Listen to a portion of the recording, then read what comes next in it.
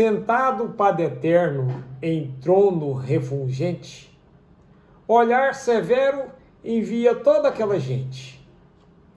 Enquanto os anjos cantam, outros vão levando ante a figura austera desse venerando, as almas que da tumba emigram assustada, vendo o tribunal solene, majestoso, em que irão ser julgadas.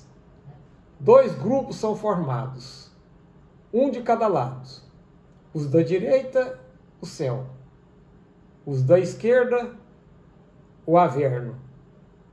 E Satanás ao canto, o chifre fumegante, espera impaciente, impávido, arrogante, a turma que irá para o inferno.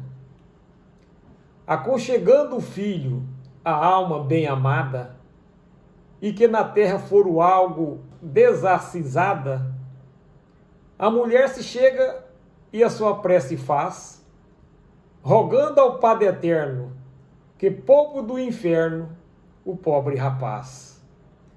Confia o Padre Eterno a sua barba branca, o óculos ajustado à ponta do nariz, o olhar dirige então a pobre desgraçada e compassado diz: os anjos vão levar-te agora ao paraíso e dar-te a recompensa, o teu descanso eterno.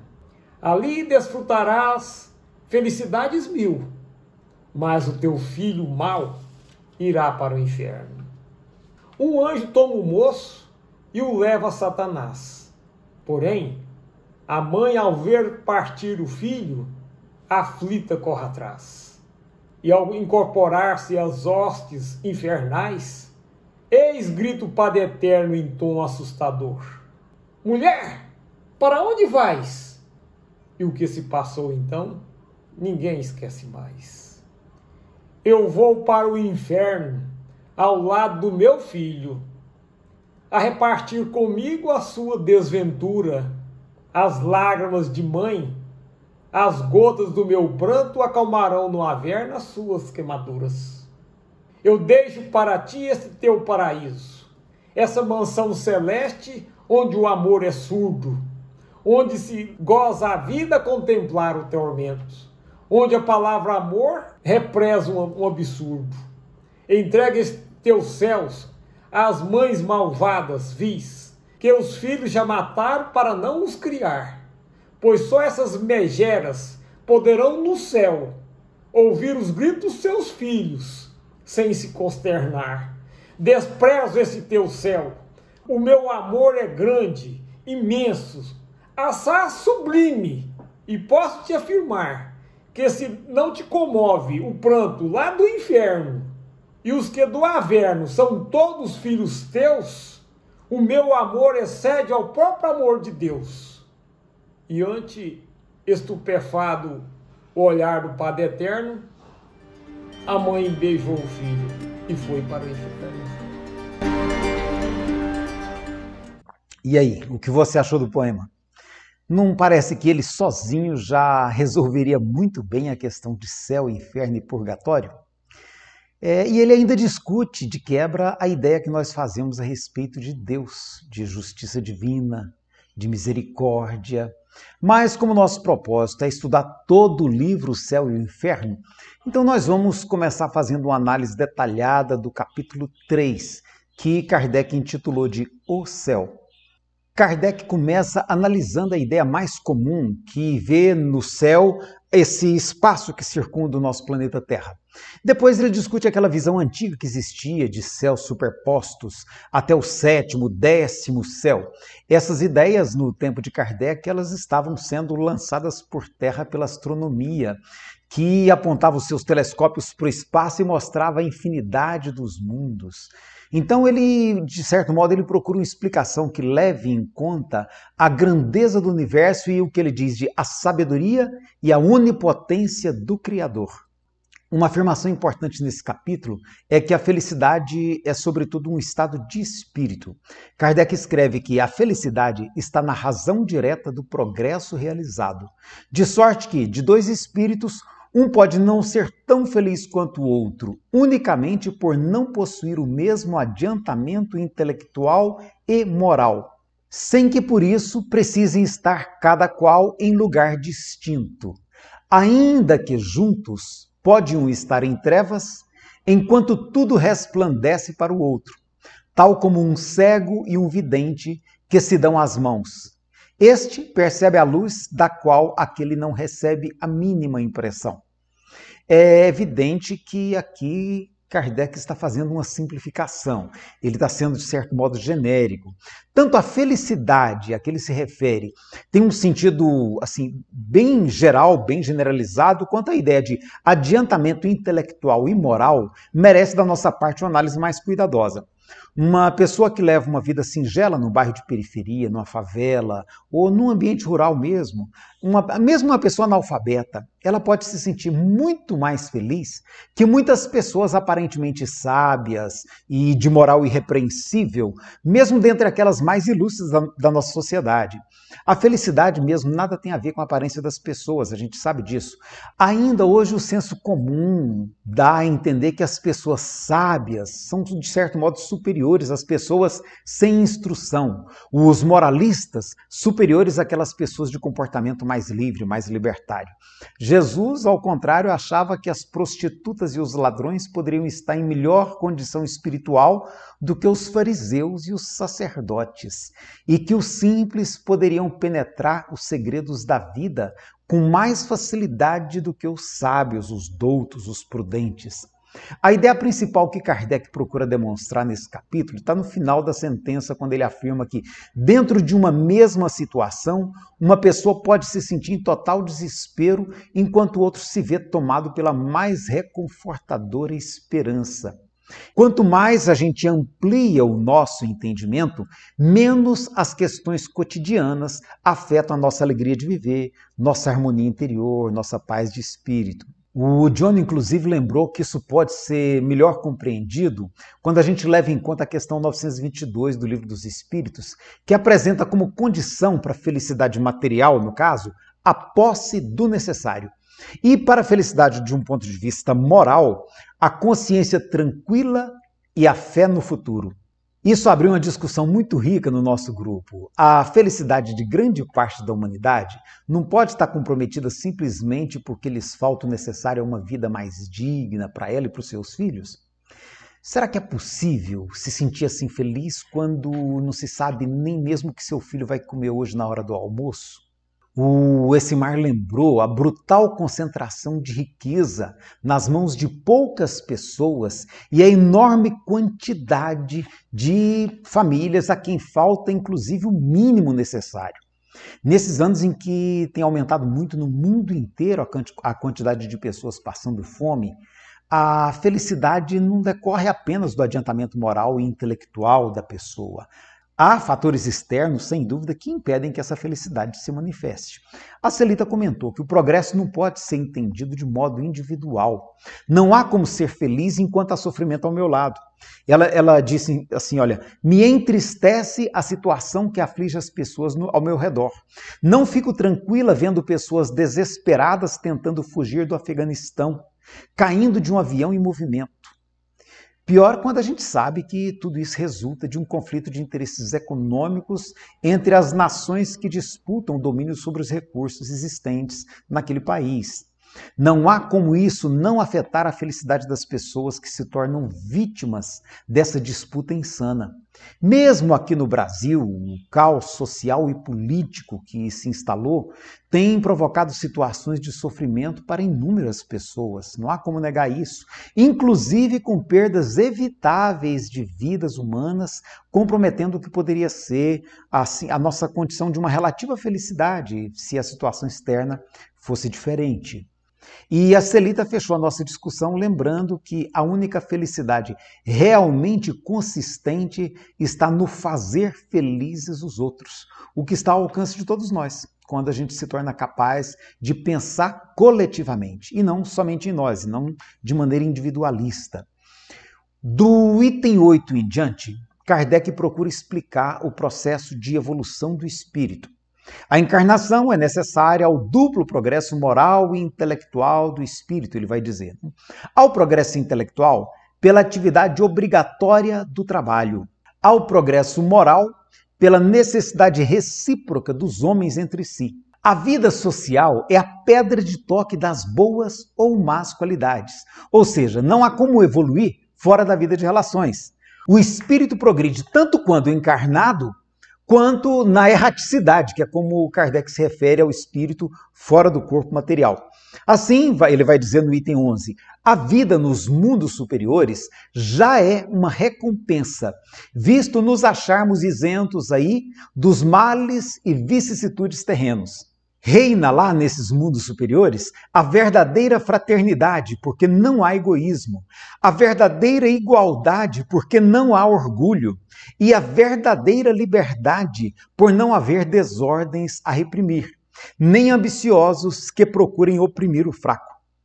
Veja que Kardec relaciona a ideia de céu ao sonho contido no lema da Revolução Francesa: igualdade, liberdade e fraternidade. Aí alguém brincou lá no nosso grupo, né? Eu quero que a Terra seja desse jeito. A gente brincou um pouco com isso lá. E, na verdade, quem de nós não sonha com o planeta Terra regido por esse lema, igualdade, liberdade e fraternidade? O desafio é tornar isso real na nossa sociedade. E aí a pergunta que a gente deve se fazer, não seria esse o desafio posto para nós, sobretudo nós espíritas? É interessante que você leia todo o capítulo, lembrando que Kardec está escrevendo para a sociedade católica do século XIX. A felicidade vai aparecer no texto kardeciano como uma ideia assim, um tanto platônica, que representa aquele estado final do espírito puro, um conceito também platônico, né, de espírito puro. A Celita tinha razão. Também para Kardec, a verdadeira felicidade consiste em trabalhar pelo benefício da coletividade. Ele inclusive comenta que é isso que faz os espíritos superiores. Assim, escreve Kardec, né, cada ser encarnado vai ter deveres a preencher a bem dos seus semelhantes. Por isso que ele então diz no item 16, a felicidade não é pessoal, o que seria, no caso, egoísmo. A felicidade está na comunhão de ideias que une os seres simpáticos, formando vastos agrupamentos ou famílias homogêneas, onde cada um desfruta das alegrias da vida em coletividade. Vamos agora para o capítulo 4, que Kardec intitula O Inferno. Ele começa abordando o que ele chama de intuição das penas futuras. Kardec pondera que é pelo que o ser humano vive no presente que ele forma uma imagem dos gozos ou das penas que o aguardam na vida futura, ou seja, na vida espiritual. Dessa análise ele deriva então o próximo subitem, intitulado O Inferno Cristão imitando o Inferno Pagão. Kardec entende que os cristãos exageraram em muitos pontos o inferno dos pagãos. A religião parece possuir a estranha propriedade de querer o mal dos outros de modo ainda mais atroz do que as pessoas que são ateus. Kardec lista então alguns exemplos dos castigos imaginados pelos mitos pagãos para aqueles que merecessem ser castigados pelos deuses da sua mitologia. O primeiro deles, o castigo das Donaides, que eram 49 mulheres que, como castigo, teriam que permanecer enchendo um tonel que não tinha fundo, está aí na imagem, e por isso esse tonel jamais poderia ser cheio.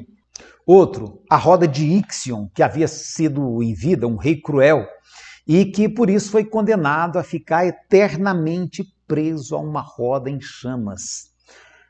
Outro elemento da mitologia grega que Kardec toma é o rochedo de Sísifo, que havia sido um homem muito rebelde e que foi condenado a levar uma pedra sobre as costas até o topo de uma montanha, de onde essa pedra caía todas as vezes que ele conseguia colocá-la, e aí ele tinha que recomeçar tudo novamente. Nesses mitos, Kardec comenta, cada pessoa recebia um castigo específico, enquanto que os castigos cristãos eram sempre o mesmo, qualquer que fosse o erro cometido pela pessoa. A condenação eram sempre as caldeiras ferventes cujos tampos os anjos levantam para ver as contorções dos supliciados. E o mais absurdo nessa crença cristã é que Deus, sem piedade, ouve-lhes os gemidos por toda a eternidade. Tomás de Aquino havia escrito que, vendo-os, aqueles que teriam sido salvos, não somente serão insensíveis à dor, mas até ficarão repletos de alegria e renderão graças a Deus por sua própria felicidade, assistindo à inefável calamidade dos ímpios. Coisa mais absurda. Kardec termina essa comparação ponderando: o inferno cristão nada cede, pois, ao inferno pagão. E aqui cabe uma reflexão da nossa parte. Hoje, passados 150 anos, nós espíritas temos sido mais misericordiosos nas construções do nosso imaginário a respeito da ideia de umbral, que é tão presente nos nossos discursos? A imagem de Deus que nós espíritas temos criado tem mais a ver com o Deus misericordioso que Jesus chamava de Pai Nosso ou com o juiz supremo da tradição católica? Kardec apresenta, então, a descrição de Fénelon no Telêmaco, As Aventuras de Telêmaco. Ainda em 1830, ele havia traduzido os 3 primeiros volumes desse livro. Kardec havia feito uma tradução do francês para o alemão, e ele publicou isso como uma versão bilíngue. Isso deixa claro para nós que desde 1830 que Kardec já se sentia atraído pelas ideias espiritualistas. Não veio tudo dos espíritos, como algumas pessoas defendem. Kardec já pensava nessas ideias muitos anos antes. Então, ao analisar o inferno pagão, Kardec transcreve trechos do livro de Fénelon, em que o personagem Telêmaco dialoga com os espíritos após a sua morte, quando ele se encontrava em situação de muito sofrimento. Conversando com os escravos que tinham sido mortos juntamente com ele, ele ouve desses escravos: "Este reduzido a escravo dos teus escravos. A justiça dos deuses tarda, mas não falha." Fénelon fala também, no livro de Telêmaco, dos governantes que sofriam em consequência dos males praticados por aqueles que estavam sob a sua influência, por cujos erros eles também respondiam. No mundo após a morte de Fénelon, muitos governantes eram severamente punidos, não por males que tivessem feito, mas por terem negligenciado o bem que poderiam e deveriam fazer. É interessante que os sofrimentos que Telêmaco descreve são, acima de tudo, sofrimentos morais. Ideia que a gente vai ver que vai estar muito presente no Espiritismo 30 anos mais tarde, quando Kardec escreve os seus livros. Em seguida, Kardec apresenta um esboço do inferno cristão. E para demonstrar como os cristãos compreendiam a ideia de inferno, Kardec toma agora como referência um outro livro, publicado em 1861, de Pierre-Auguste Calais, intitulado O Inferno. Auguste Calais era um político e teólogo francês no tempo de Kardec e publicou esse livro em que ele trazia o pensamento cristão vigente a respeito das penas sofridas pelos espíritos no inferno. Para ele, o Calais, o inferno seria um local físico, geográfico, material. Mas a descrição que ele faz do inferno, inclusive tomando como referência alguns textos de Santo Agostinho, é pavorosa, simplesmente pavorosa, muitas vezes pior do que todos os castigos dos mitos gregos a que Kardec se referiu. Ele descreve o inferno de tal modo pavoroso que ele está escrito: a cratera de um vulcão, se aí pudessem submergir, ser-lhes-ia lugar de refrigério e repouso. E aí Deus, nessa descrição, também é um algoz que produz o milagre de manter vivos os supliciados para a edificação dos escolhidos. Auguste Calais apresenta várias narrativas a respeito do inferno, inclusive entre elas a de Santa Teresa d'Ávila, que é essa que eu coloco aí na imagem para você, olha. Kardec explica no item 15 que essas visões, sob o ponto de vista da teoria espírita, são apenas uma criação de suas mentes, que reproduz as ideias das quais eles se nutrem, de tal modo vivas que eles pensam serem verdadeiras visões de um mundo para além da imaginação. Kardec comenta: um pagão fanático teria antes visto o Tártaro e as Fúrias, ou Júpiter no Olimpo empunhando o raio. Vamos agora para o capítulo 5, intitulado O Purgatório. Kardec começa observando que o Evangelho não faz menção alguma ao purgatório, que só foi admitido pela Igreja no ano de 593. É incontestavelmente um dogma mais racional e mais conforme com a justiça de Deus que o inferno. Mais uma vez, temos Kardec aqui estabelecendo uma ponte entre as ideias espíritas e as crenças católicas do seu tempo. Mas a nota de rodapé que Kardec coloca no item 2 nos leva a indagar se essa invenção do purgatório pela Igreja Católica não teria sido uma invenção muito mais interesseira do que piedosa. A partir da invenção do purgatório pela Igreja Católica, as almas poderiam ser resgatadas mediante preces pagas que se poderia encomendar às igrejas, ou mediante a compra de indulgências que você conhece da história. A partir daí, esse comércio de indulgências se tornou um dos maiores escândalos da história da Igreja Católica e do cristianismo. A Celita lembrou da época de infância dela, quando ela assistiu a novela Escrava Isaura, e percebeu que as pessoas na novela iam às missas, das quais inclusive os escravos não podiam participar, e quando chegavam em casa, de volta da missa, maltratavam seus escravos. Ela comentou com a gente o quanto ela achava isso incoerente. E aí ela estava comentando que percebeu que o Espiritismo apresentava uma visão diferente, lendo o livro Senzala. Ali ela percebeu que há um dia em que a pessoa se encontra com a própria consciência e que, de alguma forma, ela terá que reparar os danos causados aos outros pelas suas atitudes. Aí o Dione voltou a lembrar, que céu e inferno tem a ver com estado de consciência e que o inferno pode estar dentro da gente. Nosso desafio, segundo o Dione, é aprender a ser felizes mesmo nas condições mais adversas. Mas isso também não pode significar deixar de buscar as transformações sociais que são necessárias. Aí ele disse, sempre surgem espíritos com propósito de transformação da sociedade. Esses espíritos é que impulsionam as mudanças para que o nosso planeta possa ser um lugar melhor para todos os seres humanos. Há 2 pontos nessa parte que merecem uma consideração especial em virtude dos argumentos que Kardec apresenta. No item 3, quando ele escreve que o preço da vitória está na vida espiritual a que ela, no caso a alma, chega radiosa e triunfante. E a gente tem que perguntar, será que o prêmio se dá somente na vida espiritual? A gente não pode considerar que desde a vida presente o espírito já pode desfrutar da felicidade da consciência tranquila? O outro ponto é que o texto do item 4 pode dar a entender que tudo na vida é expiação do passado, e nós sabemos que não é exatamente esse o pensamento espírita. Ao enfatizar mais a questão das penas e gozos terrenos, pode parecer que Kardec está desconsiderando a vida aqui na Terra como um campo de aprendizado e de crescimento. Também quando ele coloca que o objetivo final das expiações seria deixar os mundos de expiação, como a Terra, e ir para um mundo superior. Não se trata de desprezar a Terra, o que ele quer mesmo é afirmar que ninguém sai porque terminou o seu tempo ou pelos méritos de outros, mas apenas por seus próprios méritos. Como disse o Cristo, a cada um segundo as suas obras. Palavras que resumem toda a justiça de Deus. Para Kardec, o purgatório é aqui mesmo na Terra. A palavra purgatório sugere a ideia de um lugar circunscrito. Eis porque mais naturalmente se aplica à Terra do que ao espaço infinito onde erram os espíritos sofredores. E tanto mais quanto a natureza da expiação terrena tem os caracteres da verdadeira expiação. Mas Kardec sonha com um mundo melhor, sem o sofrimento, sem as contradições sociais do tempo em que ele viveu. Por isso que ele entende, ao final lá, que a Terra deixará então de ser um mundo expiatório e os homens não sofrerão mais as misérias decorrentes das suas imperfeições.